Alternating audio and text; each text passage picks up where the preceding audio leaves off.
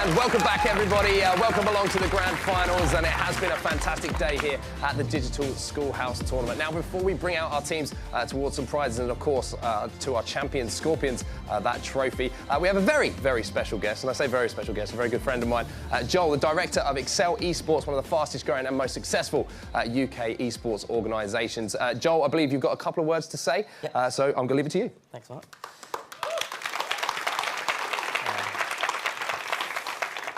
Now, I must admit, this isn't the first time I've done a talk like this, but it is the first time I've ever done it to a room that has parents in it. And I must admit, that makes this particularly terrifying. So apologies to any parents in the room. I am an advocate of, pro video gaming and someone who has been working in the industry now for a few years.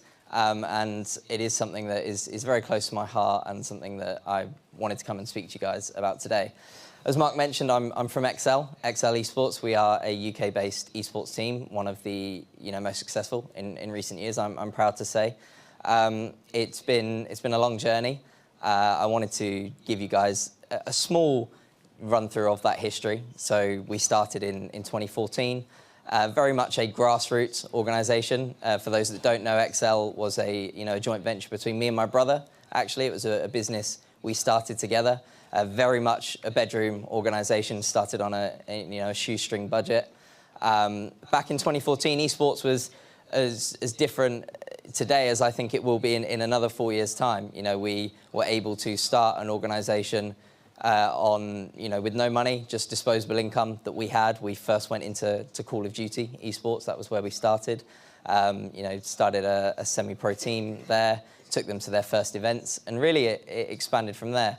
For those of you who don't know, we now compete in the League of Legends European Championship, the LEC, the Tier 1 European League of Legends competition. League of Legends, obviously, like Overwatch, is one of the most popular esport titles in the world.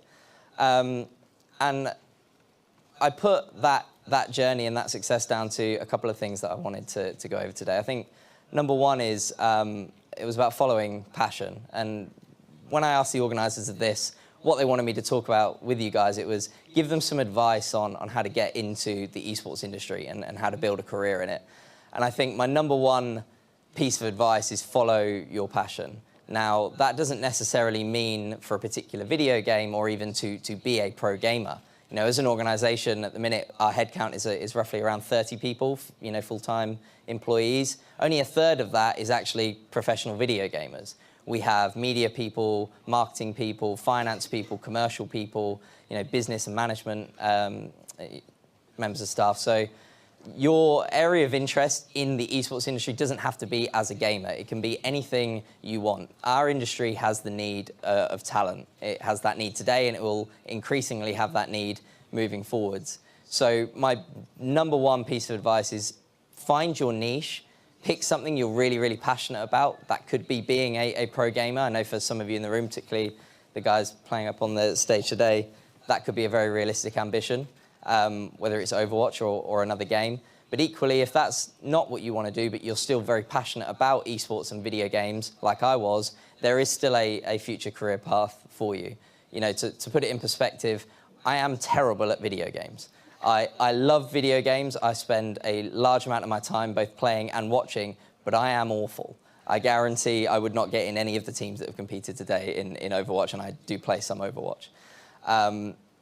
So you don't have to be amazing at video games to work full-time and be successful in the esports industry, but you do need to be passionate about what it is you do, and you do need to pick something that either you really, really enjoy or you're really good at. The best combination is both, but if you can only have one, it doesn't matter which. Just pick that, go after it, throw yourself into it. I did do the traditional education route. I went to university.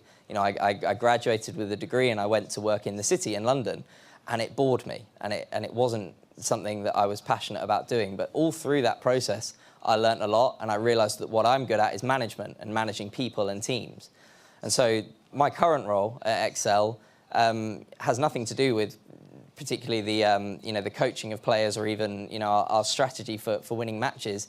It's about how do we build winning teams? How do we build a roster?